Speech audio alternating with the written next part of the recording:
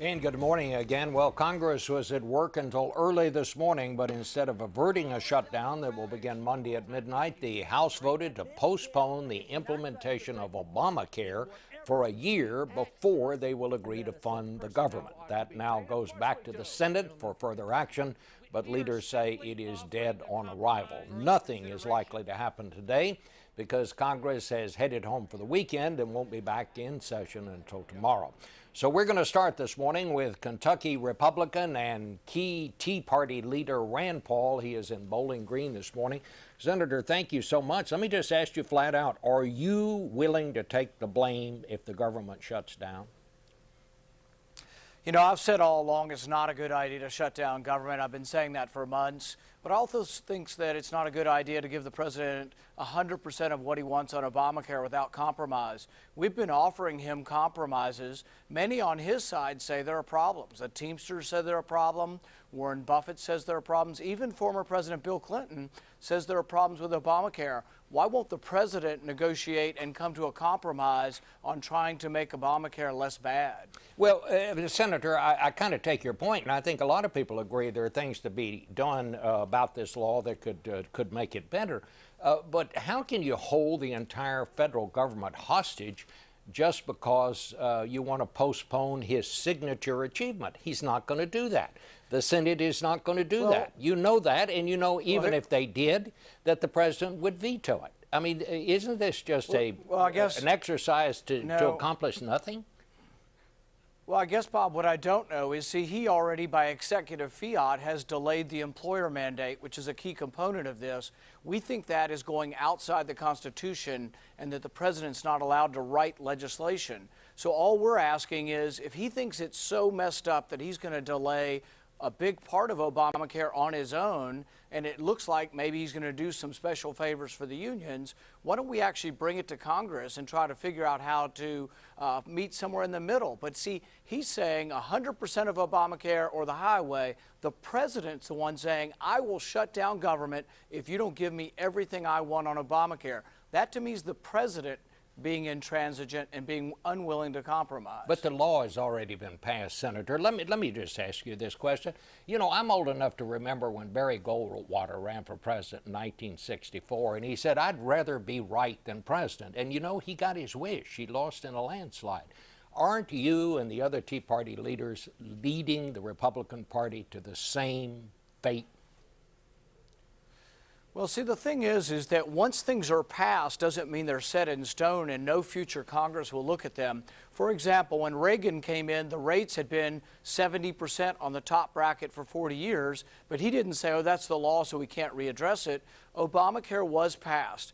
But the public has a great deal of misgivings. I have a lot of misgivings. I'm worried that there won't be many choices left, that you're going to destroy the individual market. If I want to go out and buy a high deductible plan, Obamacare is making that illegal. So I think there's really a problem with limiting people's choices, and we should continue to have this debate. But it's the president who's refusing to come to the negotiating table.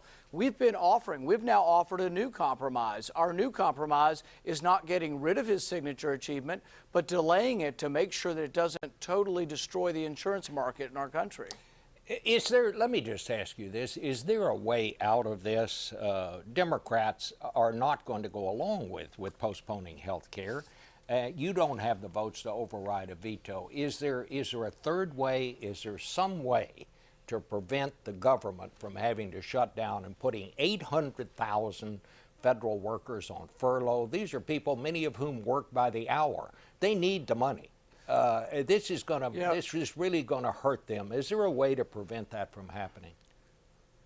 I think there is a way, and I've been saying all along that we should negotiate. See, historically, Bob, the way it worked is if the House was Republican and passed something and the Senate was Democrat and passed something, you had a conference committee, equal number of Republicans and Democrats, and you hashed out your differences.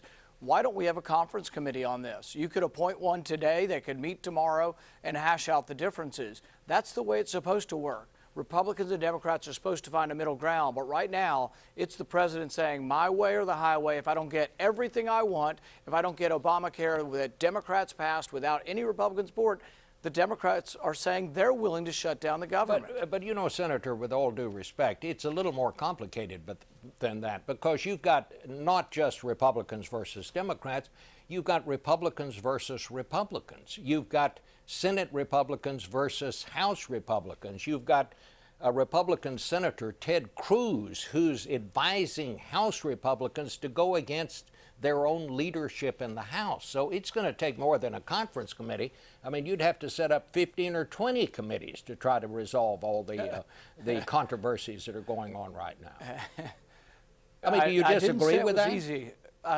Well, I didn't say it was going to be easy, but I would say that that's the way you're supposed to hash it out.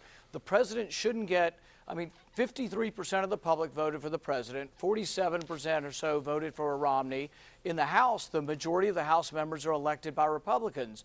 Why would it not be that we defend what we support, the president defends what he supports, and that we have to find a compromise? The president's saying no compromise, I will not touch Obamacare. But the interesting thing is, he's amended Obamacare probably 15 times already, but he does it without any legislative approval, which we think is unconstitutional. But it's also showing that he's just going to fix the law on his own without any approval of Congress. We think he should come to Congress. We should negotiate how to fix or make Obamacare less bad. We are the party that's willing to compromise. They're the party that says, no way, we're not touching Obamacare.